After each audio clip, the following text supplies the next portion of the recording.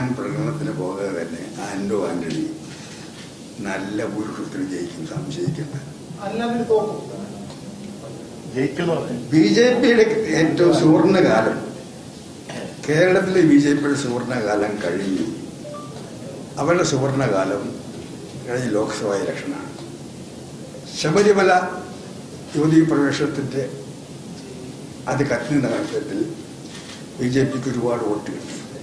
ഇത്തവണ 2019 കിട്ടിയ അത്ര വോട്ട് ബി ജെ പിക്ക് കേരളത്തിൽ ഒരിടത്തും കിട്ടത്തില്ല.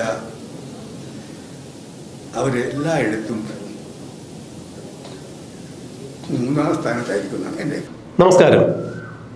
പത്തനംതിട്ടയിൽ ഞാൻ പ്രചരണത്തിന് പോയില്ല എന്നുണ്ടെങ്കിലും ആന്റണി വൻപിച്ച ഭൂരിപക്ഷത്തോടു കൂടി ജയിക്കും. ഇത് എൻ്റെ വാക്കുകളല്ല. കേരളത്തിൻ്റെ മുൻ മുഖ്യമന്ത്രിയായിരുന്ന, ഭാരതത്തിൻ്റെ മുൻ പ്രതിരോധ മന്ത്രിയായിരുന്ന, AICC നേതാവായിരുന്ന, കോൺഗ്രസിൻ്റെ എക്കാലത്തെയും ഭീഷ്മാചാര്യൻ എന്ന് വിശേഷിപ്പിക്കാവുന്ന AK ആന്റണിയുടെ വാക്കുകളാണ്. AK ആന്റണി ഇപ്പോൾ സജീവ രാഷ്ട്രീയം ഉപേക്ഷിച്ച് വിശ്രമ ജീവിതത്തിലാണ്. 80 വയസ്സ് കഴിഞ്ഞ അദ്ദേഹം വിശ്രമ ജീവിതം നയിക്കുന്ന സന്ദർഭത്തിൽ തന്നെയാണ് അദ്ദേഹത്തിൻ്റെ മൂത്ത മകൻ അനിൽ ആന്റണി BJPയിലേക്ക് ചേക്കേറിയത്. ഇത് AK ആന്റണിയെ സംബന്ധിച്ചിടത്തോളം രാഷ്ട്രീയ ജീവിതത്തിൽ ഏറ്റവും വലിയ തിരിച്ചടിയായിരുന്നു. എന്നും അടിയുറച്ച കോൺഗ്രസ് അനുഭാവിയായിരുന്ന, പ്രവർത്തകനായിരുന്ന, വിശ്വാസിയായിരുന്ന AK ആന്റണിയുടെ കുടുംബത്തിൽ നിന്നും AK ആന്റണിയുടെ മകൻ തന്നെ, അത് മൂത്ത മകൻ തന്നെ BJPയിലേക്ക്, AK ആന്റണി ഏറ്റവും കൂടുതൽ രാഷ്ട്രീയമായി എതിർക്കുന്ന ഒരു പാർട്ടിയിലേക്ക് ചേക്കേറുക എന്നുള്ളത് AK ആന്റണിയെ സംബന്ധിച്ചിടത്തോളം ഹൃദയഭേദകമായിരുന്നു. AK ആന്റണിയുടെ മകൻ അനിൽ ആന്റണി BJPയിലേക്ക് ചേക്കേറിയ സന്ദർഭത്തിൽ AK ആന്റണി മാധ്യമങ്ങൾക്ക് മുന്നിൽ വന്നു നിന്നുകൊണ്ട് വളരെ ചുരുങ്ങിയ വാക്കുകളിൽ ഹൃദയഭേദകമായി തന്നെയാണ് മകൻ്റെ BJP പ്രവേശനത്തെക്കുറിച്ച് സംസാരിച്ചത്. എൻ്റെ മകൻ എന്ന രീതിയിൽ ഞങ്ങൾ തമ്മിൽ ഒരു ബന്ധമുണ്ടായിരിക്കും, പക്ഷേ ഇനി മറ്റു ബന്ധങ്ങളൊന്നും ഞങ്ങൾ തമ്മിൽ ഉണ്ടാകില്ല എന്ന തരത്തിലുള്ള ഒരു പ്രഖ്യാപനമായിരുന്നു അന്ന് AK ആന്റണി മാധ്യമങ്ങൾക്ക് മുന്നിൽ വളരെ വൈകാരികമായി നടത്തിയത്. ഇപ്പോൾ ഈ 2024 ലോക്സഭാ തെരഞ്ഞെടുപ്പിൽ AK ആന്റണിയുടെ മകൻ പത്തനംതിട്ടയിൽ നിന്നുകൊണ്ട് മത്സരിക്കുന്നു, BJP സ്ഥാനാർത്ഥിയായി മത്സരിക്കുന്നു. പത്തനംതിട്ടയിൽ AK ആന്റണി കോൺഗ്രസ് സ്ഥാനാർത്ഥിയുടെ പ്രചരണത്തിന് വേണ്ടി പോകുമോ എന്നുള്ള ചോദ്യത്തിന് മാധ്യമ സമ്മേളനത്തിൽ വച്ചാണ് AK ആന്റണി ഇത്തരത്തിൽ സംസാരിച്ചത്. ഞാൻ പ്രചരണത്തിന് പോയില്ലെങ്കിലും അവിടെ അനിൽ ആന്റണിയെ എതിർക്കുന്ന കോൺഗ്രസിന്റെ സ്ഥാനാർത്ഥിയായ സിറ്റിംഗ് MP ആയ ആന്റണി ഗംഭീര ഭൂരിപക്ഷത്തോടു കൂടി തന്നെ വിജയിക്കും. അതിൽ യാതൊരു സംശയമില്ല. അനിൽ ആന്റണി 8 നിലയിൽ പൊട്ടും എന്ന് തന്നെയാണ് AK ആന്റണി സൂചിപ്പിച്ചത്. അങ്ങ് കോൺഗ്രസ് സ്ഥാനാർത്ഥിയുടെ പ്രചരണ പരിപാടികൾക്ക് വേണ്ടി പത്തനംതിട്ടയിൽ പോകുമോ എന്നുള്ളത് മാധ്യമപ്രവർത്തകർ AK ആന്റണിയോട് വീണ്ടും വീണ്ടും എടുത്തു ചോദിച്ചപ്പോൾ അനാരോഗ്യം മൂലം അത്തരം കാര്യങ്ങളെക്കുറിച്ച് ഞാൻ ചിന്തിച്ചിട്ടില്ല എന്നാണ് AK ആന്റണി പറഞ്ഞത്. അനിൽ ആന്റണി BJP സ്ഥാനാർത്ഥിയായി പത്തനംതിട്ടയിൽ മത്സരിക്കുമ്പോൾ പ്രധാനമന്ത്രി തന്നെ അനിൽ ആന്റണിയുടെ പ്രചരണത്തിന് വേണ്ടി അവിടെ എത്തിയ സാഹചര്യത്തിൽ കോൺഗ്രസിന്റെ സമുന്നത നേതാവായ AICCയുടെ വക്താവായിരുന്ന AK ആന്റണിയെ പത്തനംതിട്ടയിൽ പ്രചരണത്തിന് ഇറക്കുവാൻ വേണ്ടി കോൺഗ്രസിനൊരു പദ്ധതി ഉണ്ടായിരുന്നു. എന്നാൽ AK ആന്റണി ആരോഗ്യപരമായ കാര്യങ്ങൾ ചൂണ്ടിക്കാണിച്ചുകൊണ്ട് പത്തനംതിട്ടയിലേക്ക് പോകില്ല എന്നാണ് കോൺഗ്രസിനോട് അടുത്ത വൃത്തങ്ങൾ സൂചിപ്പിച്ചിരുന്നത്. ഇതിന് കൃത്യമായി പറഞ്ഞു കേട്ടിരുന്നത് AK ആന്റണിയുടെ ഭാര്യയായ എലിസബത്ത് AK ആന്റണിക്ക് അതിന് തടയിട്ടിരിക്കുന്നു എന്ന് തന്നെയാണ്. കോൺഗ്രസിൽ നിന്ന് കഴിഞ്ഞാൽ അനിൽ ആന്റണിയെ സംബന്ധിച്ചിടത്തോളം ഇനി യാതൊരു നേട്ടങ്ങളും ഉണ്ടാകാൻ സാധ്യതയില്ല. ആന്റണിയുടെ മകനായതിൻ്റെ പേരിൽ ഒരുപാട് ഒഴിവാക്കലുകൾ അനിൽ ആന്റണിക്ക് കോൺഗ്രസിൽ നിന്ന് നേരിടേണ്ടി വന്നിട്ടുണ്ട്. അതുകൊണ്ട് തന്നെയാണ് തൻ്റെ രാഷ്ട്രീയമായ ഭാവിയെ കണക്കിലെടുത്തുകൊണ്ട് അനിൽ ആന്റണി മാതൃസംഘടനയായ കോൺഗ്രസിൽ നിന്നും BJPയിലേക്ക് ചേക്കേറിയത് എന്നാണ് പറയപ്പെടുന്നത്. ഇതിൽ AK ആന്റണിയുടെ ഭാര്യയായ എലിസബത്ത് ഒരിക്കൽ സാക്ഷ്യം പറയുക കൂടി ഉണ്ടായിരുന്നു. അവരുടെ വിശ്വാസ പ്രമാണങ്ങൾ അനുസരിച്ച് മാതാവിൻ്റെ അടുത്ത് പോയി അവർ ഇത്തരം കാര്യങ്ങൾ പ്രാർത്ഥനയിലൂടെ ധരിപ്പിക്കുകയും മാതാവിൻ്റെ ഇടപെടലുകൾ അനിൽ ആന്റണി BJPയിലേക്ക് പോകുന്നതിന് യാതൊരു തടസ്സവുമില്ല എന്ന് തന്നെയാണ് തൻ്റെ വിശ്വാസ പ്രമാണങ്ങൾ ഉദ്ധരിച്ചുകൊണ്ട് ഒരവസരത്തിൽ എലിസബത്ത് ആന്റണി എടുത്തു പറഞ്ഞത്. അതുകൊണ്ട് ഈശ്വരകൃപ കൊണ്ട് തന്നെയാണ്, കൃപാസനത്തിന്റെ വെളിപാട് കൊണ്ട് തന്നെയാണ് അനിൽ ആന്റണി BJPയിലേക്ക് ചേക്കേറിയിരിക്കുന്നത് എന്നാണ് അന്ന് എലിസബത്ത് ആന്റണി തുറന്നടിച്ചത്. അക്കാരണങ്ങൾ കൊണ്ട് തന്നെ തൻ്റെ മകനായ അനിൽ ആന്റണിയുടെ പ്രചരണ പരിപാടിക്ക് വിഘ്നം വരുത്തുന്ന രീതിയിൽ കോൺഗ്രസിന്റെ ആദർശം പറഞ്ഞുകൊണ്ട് AK ആന്റണി പത്തനംതിട്ടയിൽ പ്രചരണത്തിന് പോകുകയാണെങ്കിൽ ഇന്ന് തീർത്തും അവശനിലയിൽ കഴിയുന്ന അല്ലെങ്കിൽ വിശ്രമ ജീവിതത്തിൽ കഴിയുന്ന AK ആന്റണി ഭാര്യ എലിസബത്തിന്റെയും മക്കളുടെയും തണലിൽ തന്നെയാണ് കഴിയുന്നത്. AK ആന്റണി അനിൽ ആന്റണിയുടെ രാഷ്ട്രീയ ഭാവിക്ക് വിഘാതം വരുത്തുന്ന രീതിയിൽ പത്തനംതിട്ടയിൽ ഏതെങ്കിലും തരത്തിൽ കോൺഗ്രസിന് അനുകൂലമായി പ്രചരണം നടത്തുകയാണെങ്കിൽ അത് AK ആന്റണിയുടെ ഗാർഹ്യപത്യത്തിന് അല്ലെങ്കിൽ കുടുംബജീവിതത്തിന് കൂടുതൽ ബുദ്ധിമുട്ടുണ്ടാകും എന്ന് തന്നെയാണ് പറഞ്ഞു കേൾക്കുന്നത്. എലിസബത്ത് ആന്റണി അത് സമ്മതിക്കില്ല എന്ന് തന്നെയാണ് അറിയാൻ കഴിയുന്നത്. എന്നാൽ ഇക്കാരണം പുറത്തു പറയാതെ തന്റെ ആരോഗ്യപരമായ കാര്യങ്ങൾ ചൂണ്ടിക്കാണിച്ച് തന്നെയാണ് AK ആന്റണി ഇപ്പോൾ പത്തനംതിട്ടയിൽ കോൺഗ്രസിന് വേണ്ടി പ്രചരണത്തിന് പോകില്ല എന്നുള്ളത് അറിയാൻ സാധിക്കുന്നത്. മാധ്യമ സമ്മേളനത്തിൽ AK ആന്റണി വ്യക്തമാക്കിയതും അത് തന്നെയാണ്. അടുത്ത കാലത്ത് താൻ ഏതെങ്കിലും പൊതുപരിപാടിയിൽ സംബന്ധിച്ചിട്ടുണ്ടെങ്കിൽ അത് ഉമ്മൻചാണ്ടിയുടെ ശവസംസ്കാര ചടങ്ങിന് വേണ്ടി മാത്രമാണ്. മറ്റ് പരിപാടികളിൽ നിന്നെല്ലാം പൊതുപരിപാടികളിൽ നിന്നെല്ലാം താൻ വിട്ടുനിൽക്കുന്നു. കോൺഗ്രസിന്റെ ഔദ്യോഗിക പരിപാടികളിൽ പോലും AK ആന്റണി സംബന്ധിക്കുന്നില്ല. അതുകൊണ്ട് പത്തനംതിട്ടയിൽ പ്രചരണത്തിന് പോകുവാൻ തന്റെ ആരോഗ്യം അനുവദിക്കുന്നില്ല എന്നാണ് ഇപ്പോൾ ആന്റണി വ്യക്തമാക്കിയിരിക്കുന്നത്. ലവ് ജിഹാദ് എന്ന സിനിമ അതിരൂപതകളിലൂടെ പ്രദർശിപ്പിച്ചതിന് എന്താണ് അങ്ങയുടെ അഭിപ്രായം എന്ന മാധ്യമപ്രവർത്തകരുടെ ചോദ്യത്തിന് ആന്റണി ഒഴിഞ്ഞു മാറുന്ന മറുപടി തന്നെയാണ് പറഞ്ഞത്. എന്നാൽ അത് ദൂരദർശനിലൂടെ പ്രദർശിപ്പിച്ചതിന് AK ആന്റണി നിശിതമായ ഭാഷയിൽ തന്നെ ദൂരദർശനെയും കേന്ദ്ര സർക്കാരിനെയും വിമർശിക്കുകയുണ്ടായി.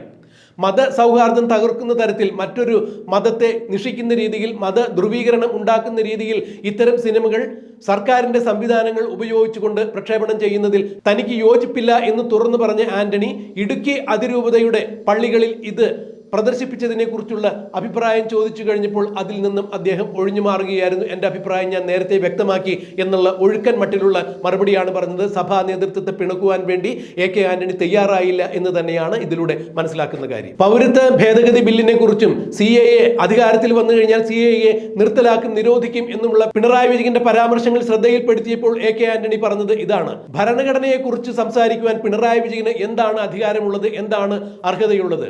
അംബേദ്കർ ഭരണഘടന എഴുതുന്ന സമയത്തിൽ അന്നത്തെ പിണറായി വിജയന്റെ പൂർവികരായിരുന്ന CPM-കാർ അതിനെ എതിർത്തിരുന്ന ആളുകളാണ്, ഇടതുപക്ഷക്കാർ അതിനെ എതിർത്തിരുന്ന ആളുകളാണ്. ഇന്നിപ്പോ ആ ഭരണഘടനയെ എതിർക്കുവാനോ തള്ളിപ്പറയുവാനോ പിണറായി വിജയനെ പോലുള്ള ഒരു ഇടതുപക്ഷ ചിന്താഗതിക്കാരന് എന്ത് അർഹതയുണ്ട് എന്ന് തന്നെയാണ് AK ആന്റണി മാധ്യമങ്ങൾക്ക് മുന്നിൽ തുറന്നടിച്ചത്. എന്തായാലും പത്തനംതിട്ടയിൽ താൻ പ്രചരണത്തിന് പോയാലും ഇല്ലെങ്കിലും അനിൽ ആന്റണി 8 നിലയിൽ പൊട്ടുമെന്നും സിറ്റിംഗ് MP-യായ കോൺഗ്രസിന്റെ MP-യായ ആന്റോ ആന്റണി ബഹുഭൂരിപക്ഷത്തോടുകൂടി വിജയിക്കും, വ്യക്തമായ ഭൂരിപക്ഷത്തോടുകൂടി വിജയിക്കും എന്നാണ് AK ആന്റണി പ്രത്യാശയായി പറഞ്ഞിരിക്കുന്നത്. എന്നാൽ ആന്റോ ആന്റണിക്ക് വേണ്ടി കോൺഗ്രസിന് വേണ്ടി പ്രചരണത്തിന് പോകുന്ന കാര്യത്തിൽ അദ്ദേഹം ഇപ്പോഴും ഒഴിവ് കഴിവ് പറയുന്നു. ആരോഗ്യ പ്രശ്നങ്ങൾ ഉയർത്തി കാണിച്ച് തന്നെയാണ് അത് പറയുന്നത്. അത് അദ്ദേഹത്തെ സംബന്ധിച്ചിടത്തോളം നിലനിൽപ്പിന്റെ പ്രശ്നമാണ് എന്നാണ് മറ്റ് ഇതര രാഷ്ട്രീയ കക്ഷികളും ചൂണ്ടിക്കാണിക്കുന്നത്.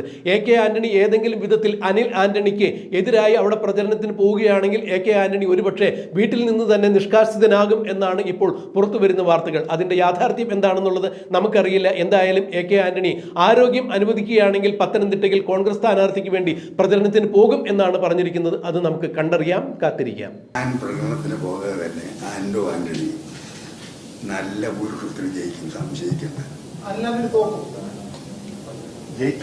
BJP-യുടെ ഏറ്റവും സുവർണകാലം, കേരളത്തിലെ BJP-യുടെ സുവർണകാലം കഴിഞ്ഞു.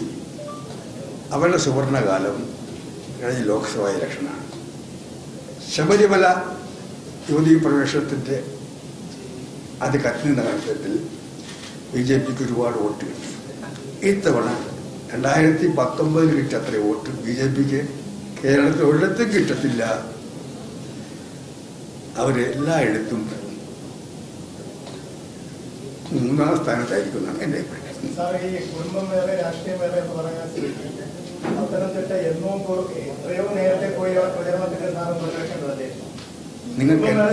താങ്കൾക്ക് എന്നെക്കുറിച്ച് മനസ്സിലാക്കാം.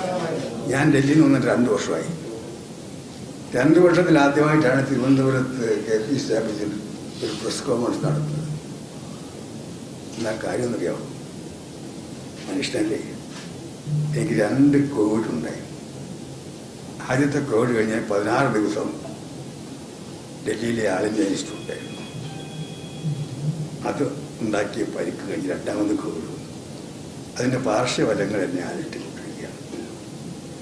എനിക്ക് പഴയ പോലെ സഞ്ചരിക്കാൻ ആഗ്രഹിക്കുന്നില്ല. ഞാൻ ആകെ 2 വർഷത്തിനുള്ളിൽ തിരുവനന്തപുരം വിട്ടു പോയത് തൃക്കാക്കരയിലെ ബലിയെടുത്തു. പുതുപ്പള്ളിയിലെ ഉമ്മൻചാണ്ടിയുടെ ശവസംസ്കാരത്തിൽ അത് കഴിഞ്ഞ് ഉമ്മൻചാണ്ടിയുടെ മരണശേഷമുള്ള ഇലക്ഷൻ. അല്ലാതെ ഞാൻ വീട് വിട്ടാൽ AP ഓഫീസ് വരും. തിരുവനന്തപുരത്ത് പോലും ഒരു കഴിഞ്ഞ് പോകുന്നില്ല. അതാണ് സ്ഥിതി. അതാണ് 2 വർഷമായിട്ട് ഞാൻ തിരുവനന്തപുരത്ത് പ്രസ് കോൺഫറൻസ് നടത്താറില്ല. ഈ നടത്താൻ കാരണം ഈ ഇലക്ഷൻ ജീവൻ മരണ പോരാട്ടമാണ്. അതുപോലെ ആരോഗ്യനില അത്ര അനുകൂലമല്ലെങ്കിലും എൻ്റെ പങ്ക് വഹിക്കണം. ഈ ഇലക്ഷന് ശേഷം ഇന്ത്യയിൽ ജനാധിപത്യം ഉണ്ടാകണം. ജനാധിപത്യം അട്ടിമറിക്കപ്പെടരുതും ഭരണഘടന അട്ടിമറിക്കപ്പെടരുതും BJP ഗവൺമെൻറ്റിന് അന്ത്യം കുറിക്കാനുള്ള പ്രവർത്തനങ്ങളിൽ ചെറിയ പങ്ക്. ആ പ്രവർത്തനങ്ങൾ ഏറ്റവും കൂടുതൽ പങ്കുവയ്ക്കുന്നത് ഇന്ത്യൻ നാഷണൽ കോൺഗ്രസ്സാണ്. ആരെയാണ് വിശ്വസിക്കേണ്ടത്? ഒരു പോയിന്റ് പറഞ്ഞോട്ടെ. എടുത്തു മുഖ്യമന്ത്രി ഇന്നും കോൺഗ്രസിനെ കുറ്റപ്പെടുത്തിക്കൊണ്ട് പറയണം. ഇന്ത്യൻ നാഷണൽ കോൺഗ്രസിൻ്റെ എതിരായിട്ടുള്ള മോഡിയുടെ പ്രതികാര നടപടി എന്തൊക്കെയാണ്?